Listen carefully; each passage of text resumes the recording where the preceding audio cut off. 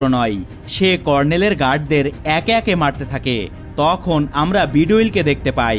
সে ডেভিডের exact location খুঁজে পেয়েছে। বিডুইল একটুও সময় নষ্ট না করে ডেভিডের উপরে গুলি চালায়, কিন্তু ডেভিড সেখান থেকে অনেক দূরে অবস্থান করছিল। তাই বিডুইলের শট টার্গেট হিট করতে ব্যর্থ হয়। সাথে সাথে ডেভিড বুঝতে পারে তার লোকেশন ব্যাকেটরা পেয়ে গেছে। সে দ্রুত ওখান থেকে পালাতে শুরু করে।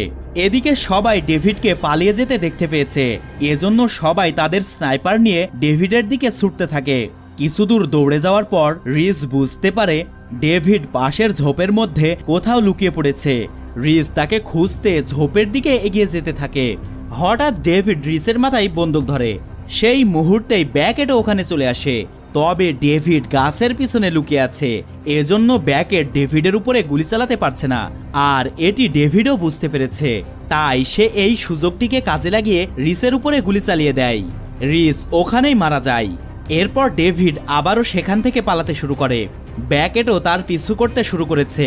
ডেভিড পালিয়ে একটি উঁচু স্থানে চলে যায়, যেখানে আগে থেকেই সে তার রিমোট কন্ট্রোল স্নাইপারটি সেট করে রেখেছিল, যেটি ডেভিড তার ফোন দিয়ে নিয়ন্ত্রণ করতে পারবে। এদিকে ব্যাকেটও ডেভিডের পিছু চলে এসেছে, তাই ডেভিড ব্যাকেটের উপরে গুলি চালায়। অন্যদিকে বিডুয়েলও ডেভিডকে দেখতে পেয়েছে। বিডুয়েল ডেভিডের উপরে শট নেয়, তবে ডেভিড এবারও বেঁচে যায়। এখানে বেশ কিছুক্ষণ ধরে এভাবেই গোলাগুলি চলতে থাকে, কিন্তু কেউ কাউকে আঘাত করতে পারেনি। কিছু সময় এভাবে পার হওয়ার পর ব্যাকেট ডেভিডের উপরে হামলা করে বসে। প্রতিবারের মতো ডেভিড এবারও ব্যাকেটকে ব্যাপক মারধর করতে থাকে। অন্যদিকে দেখা যায় থমাস ডেভিডের সেই স্নাইপারের কাছে পৌঁছে গেছে। থমাস গানটির সকল কানেকশন খুলে দেয়, যাতে ডেভিড সেটি আর নিয়ন্ত্রণ করতে না পারে। এদিকে ডেভিড ব্যাকেটের দিকে বন্দুক তাক করে আছে। সে ব্যাকেটকে শুট করতেই যাবে, ঠিক ওই সময়ই ডেভিডের স্নাইপার দিয়ে থমাস তার হাতে একটি শট নেয়। এতে ডেভিডের একটি হাত উড়ে যায়। এরপর থমাস সরাসরি ডেভিডের মাথায় গুলি করে এবং রকেট ছাড়াই তাকে চাঁদের দেশে পাঠিয়ে দেয়।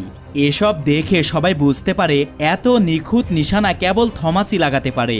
বিডুইল, সানা, ব্যাকেট সবাই একটি জায়গাতে উপস্থিত হয়েছে, কিন্তু থমাস তাদের সাথে দেখা করতে সেখানে আসেনি। সে চাইছিল শুধুমাত্র তার ছেলের জীবন বাঁচাতে, সেই সাথে ডেভিডকেও খতম করতে। এরপর গ্রিস থেকে সকলে ফিরে আসে। পরের দৃশ্যে আমরা কর্নেলকে দেখতে পাই। সে এখনো জীবিত আছে, কারণ গুলিটি তার বাম হাতে লেগেছিল। এখন চারিদিকে শান্তি ফিরে এসেছে, কারণ তাদের সবচেয়ে বড় শত্রু ডেভিডের অধ্যায় শেষ হয়ে গেছে। আর এরই মধ্য দিয়ে এই মুভিটি শেষ হয়ে যায়।